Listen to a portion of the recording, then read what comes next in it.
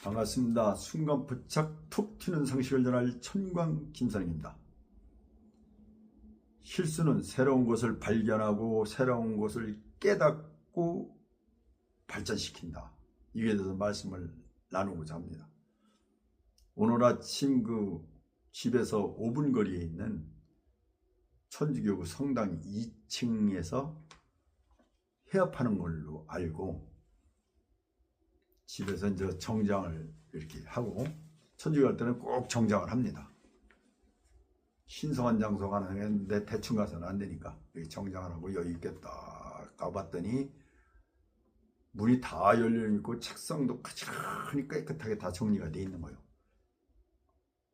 그때 도착한 게 9시 정도 됐을 것 같은데 나보다 더 빨리 온 사람이 있구나 이렇게 생각했어요.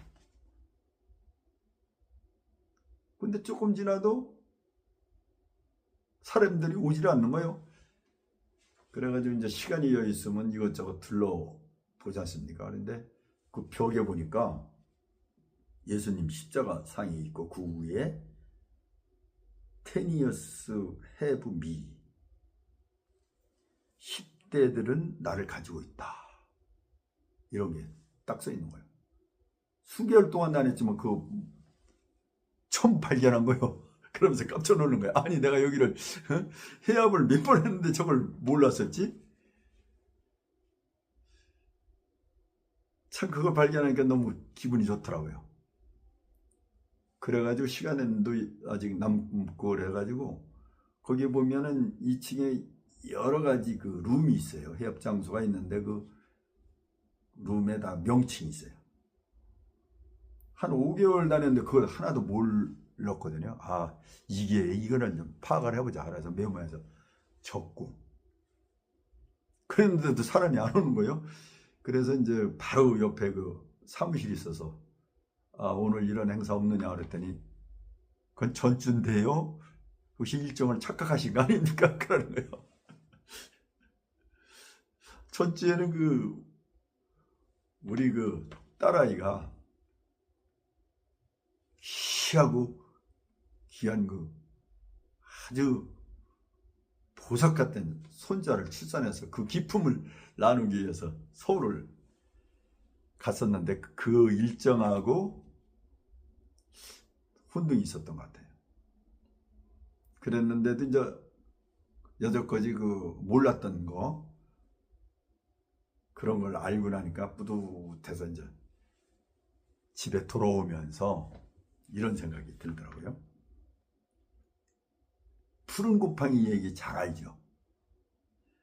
영국의 유명한 알렉산더 프레밍 박사가 유행성 독감을 연구하는 과정에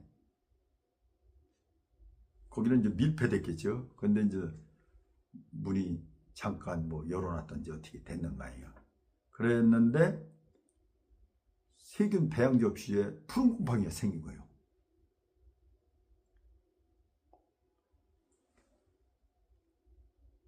이 학자들한테 눈에 띄었으니 연구가들한테 눈에 띄었으니 이거는 또 새로운 발견이 된 거죠. 그러면서 또 그거에 대해서 또 연구를 하게 됐죠. 그랬더니 이게 그냥 얼마나 대단한 건지 다른 약물들은 다 백혈구에 문제를 일으켜요. 백혈구가 뭐예요? 그죠? 우리 몸에 침투하는 세균 그걸 박멸하는 항체 아니에요. 그죠? 그래가지고 딴 약은 개발해서 쓸 수가 없는데 그때 당시만 해도 독감, 기관지염, 급성 폐렴 이런 걸로 사망이 엄청 많았거든요. 그러니까 그걸 연구를 하는데 이 푸른 곰팡이는 이 백혈구에 전혀 영향을 미치지 않는 거예요.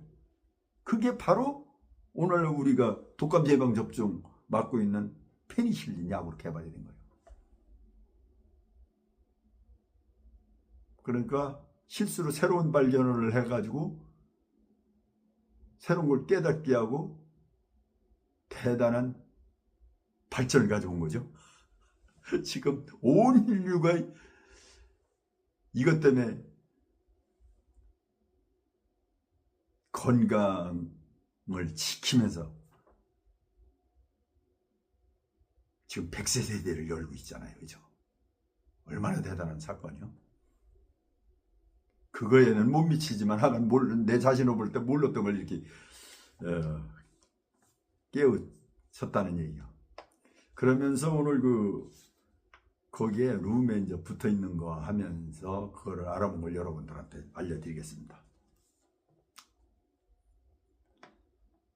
첫째, 아모스라는 게 있어요. 보니까 아모스가 뭔가 했더니 기독교 고대 이스라엘의 예언자, 기원전 8세기 무렵에 북이스라엘 왕국에서 활동하였는데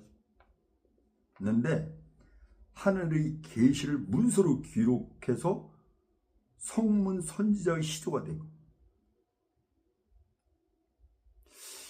어떻게 보면 우리 무속신앙, 여태까지 천주교 뭐 이런 게 들어오기 전에는 무속신앙이 있었잖아요.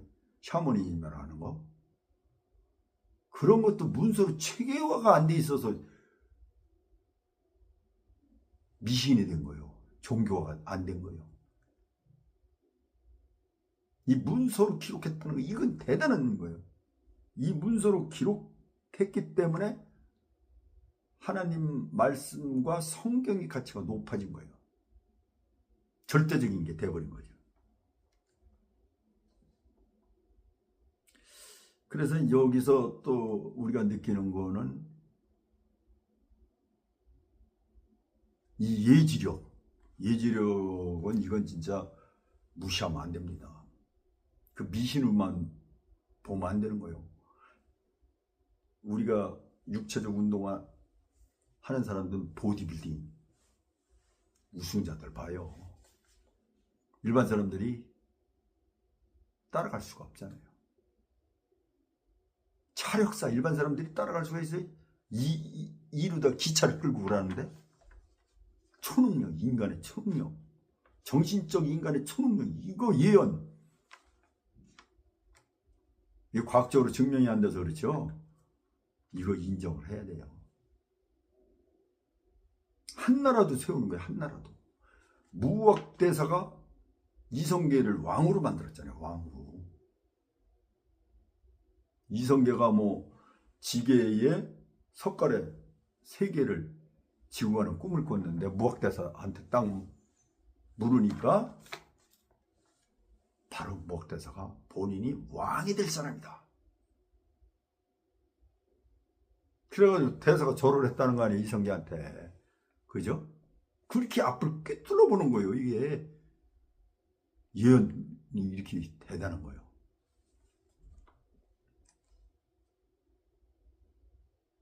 무학대사라고 하면 여러분들이 어떻게 보면 예수랑 같다. 감히 사람을 비교는 할 수가 없지만은 설화로 볼 때는 똑같아요. 설화로 볼 때는. 그죠?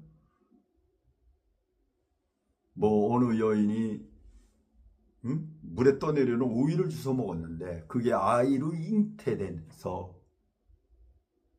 그때만 해도 우리는 유교 사상이 강한 때니까 아버지 없는 아이가 잉태됐다고 해서 낳자마자 갖다 버린 거예요. 버렸는데 학이 보호를 해가지고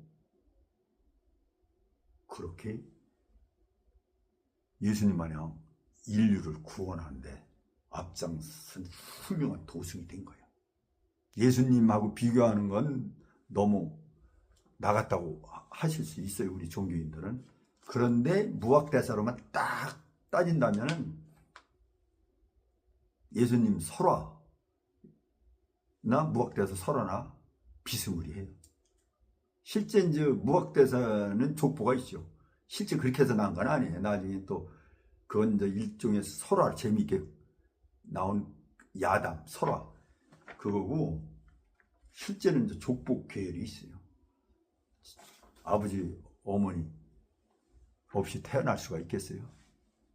하기야 예수님도 프랑스에 후손이 있다 이렇게 하는데, 그렇다고 종교에 흔들릴 필요 없는 거예요. 그러면 믿는 자로서의 가치가 없는 거예요. 그렇게 훌륭한 무학대사.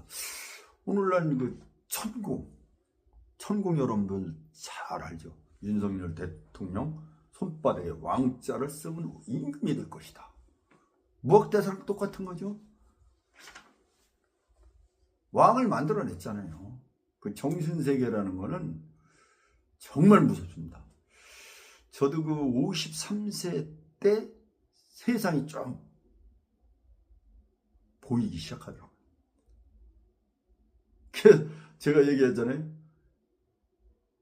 직장 다녔을 때 좋은 점도 있었지만 각종 올무가 쳐져 있다고, 올무 함정이 쳐져 있었다. 그게 꿰뚫려 보이는 거예요. 대처 방법도 보이는 거예요. 그러니까 그 올무 때문에 올무는 사람이 걸리고 오히려 그것 때문에 더 빛나게 되는, 이거 정신세계 진짜 무시 못합니다. 그러기 때문에 또 믿음을 갖고 종교생활들을 하는 거예요. 그 신부님이라든지 불교 뭐 어떤 그 정신적으로 다 깊이 성찰을 통해서 다져진 분들은 남이 못 보는 게 보이는 거예요. 그건 인정을 해야 됩니다.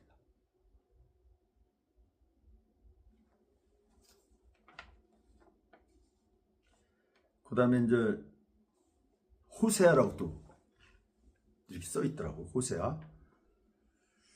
호세아는 뭐냐 하면은 기원전 8세기 무렵의 이스라엘 선지자 구약 성경 가운데 호세아서를 기록하였다. 이스라엘 마지막 왕이고 제2기관이 BC 733년에서 BC 722년.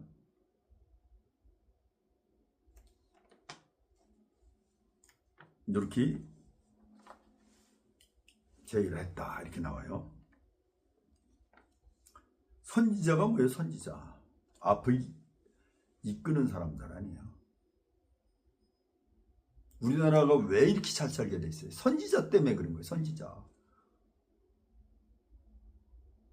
박정희 대통령이 유신헌법 뭐 이렇게 해서 이제 욕을 덜을 많이 하고 그러는데, 진짜 우리나라 부국강병한 나라를 만든 기초 토된 박정희 대통령이 다 읽은 거 부인하면 안 돼요. 인권유린하는 것도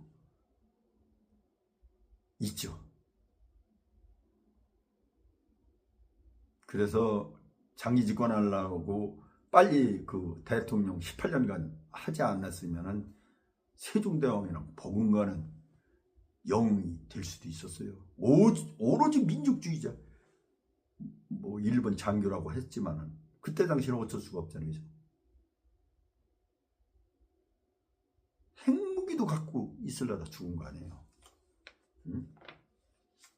김정은은 핵무기를, 국방위원장은 핵무기를 개발하고, 개발뿐만 아니잖아요.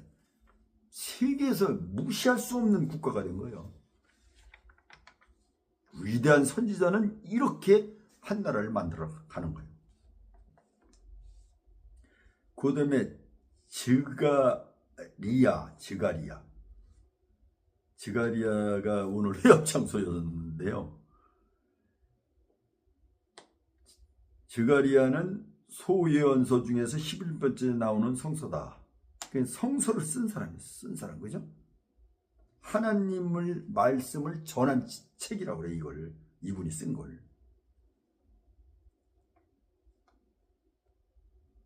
지가리아 그 이름 자체가 주님께서 기억하신다, 그런 뜻이래요.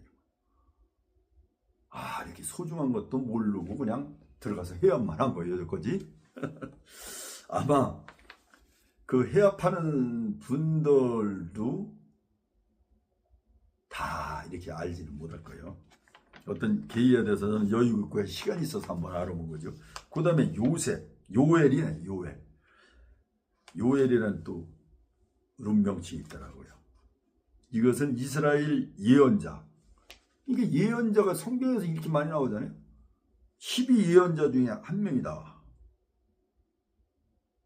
예언자 12예언자는 예언자 12명의 선지자 중 두 번째다.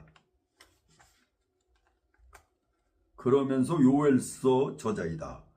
요엘의 이름은 하나님의 언약적 이름인 야훼와 엘, 신의 합성으로 야훼는 하나님이시다 또는 야훼가 하나님이신 자, 즉 야훼를 경배하는 자라고 번역되어 있대요. 하나님을 경배하는 자.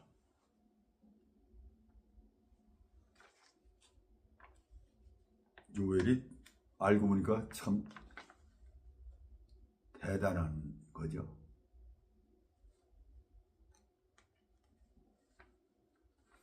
그러니까 우리가 이제 저는 저 집에서 강아지를 기르는데 이 뭐 하나님 말씀마다 강아지가 된다, 또 천주교 빈다, 기독교 신자가 뚜리려고 하지 마요. 나도 신자입니다.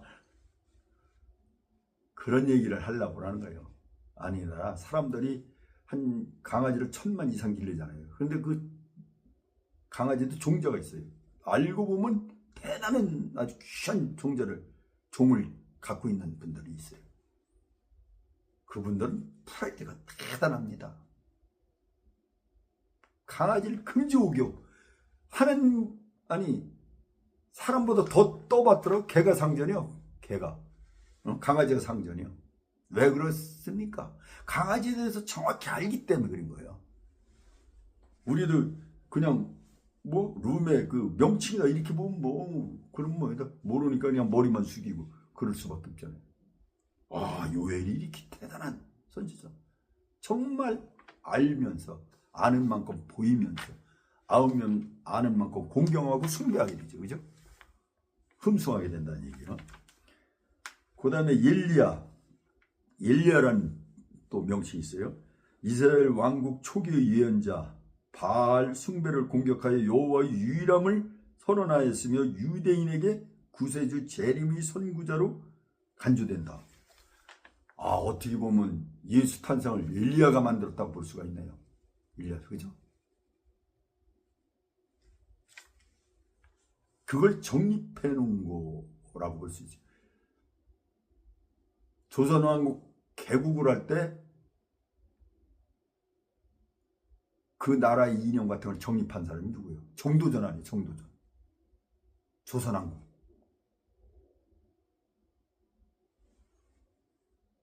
그 바로 천주교 탄생을 시킨 예수님을 이론을 정립하는 사람이 어떻게 보면 엘리야라고 볼 수가 있네요. 엘리야, 그죠? 여호와를 유일하게 선언했으면 유대의 구세주의 재림의 선구자로 간주된다. 아, 예수님이라기보다 하느님이네요, 여기, 그죠?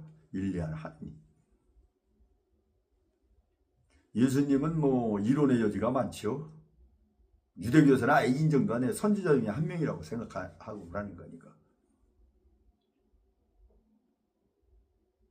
근데 이 하나님 여호와 그분을 유일신이다, 이걸 만들어낸 분이다. 이거는 위대한 분이죠. 그 다음에 예레미야라는 것도 명칭이 있더라고요. 이건 눈물의 선지자로 불리는 구약 성경의 대예언자. 예언자 중에서도 왕초다. 이거 대예언자. 왕 중에서 최고는 황제다. 이거 황제. 응? 예언자 중에 최고다. 무학대사보다 훨씬 더 뛰어난 분이다, 그런 얘기죠. 응? 이분은 열왕기 애가의 저자로 여겨지며 예레미야의 친구이자 제자인 바룩이 예레미야의 구술 내용을 기록했다고 전해진다. 아, 참. 다 위대한 분들의 이름이네요, 보니까. 그죠? 그 다음에 이사야는 많이 들었죠? 기원전 8세기 무렵에 유대인의 선지자 메시아가 동정녀에게 탄생하리라는 것을 예언했고 점차 증가되는 아시리아의 위협하에 구세의 가르침을 줬다.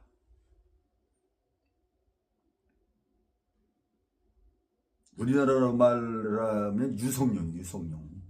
일본이 쳐들어와서 지금 우리나라가 다절단 난다. 미리 대비를 해야 10만 양병설을 주장한 이사야, 이사. 이스라엘 지금 쫀딱 망하게 생겼다. 미리 대비를 해라.